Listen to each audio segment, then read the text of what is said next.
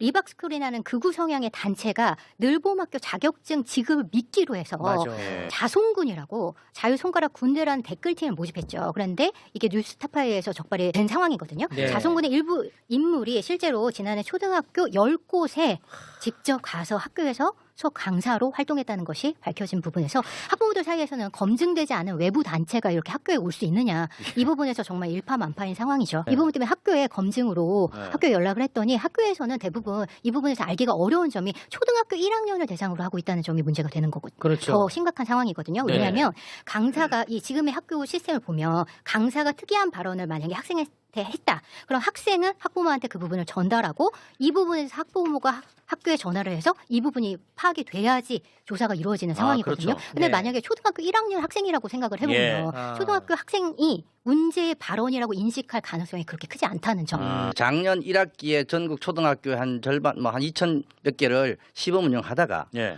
갑자기 2학기에 준비도 안 됐는데 1학년 6천 개 정도 해당되는 학교에 전면 실시해요. 그걸 가만히 보면은 네네네. 작년 총선하고도 관계가 됩니다. 아. 네, 학부모들이 사실은 이 돌봄에 대한 요구가 있기 때문에 그렇죠. 예, 예. 학교 특히 공적인 공간이 믿을 수 있는 학교 공간에서 돌봄을 늘려주면 좋겠다. 그래서 만족도가 높았거든요. 그러다 보니까 거기에 부응해서 총선과 함께 이 정치적인 어떤 이익을 얻기 위해서 뭐 공약을 더 확대 빨리 하겠다 해서 작년 실시했고 올해는 1, 2학년을 전체로 실시하고 있거든요. 네. 그 들어간 예산만 해도 1조 8천억이에요. 일- 강사가 필요하죠. 와. 그런데 준비된 인력이 아니거든요.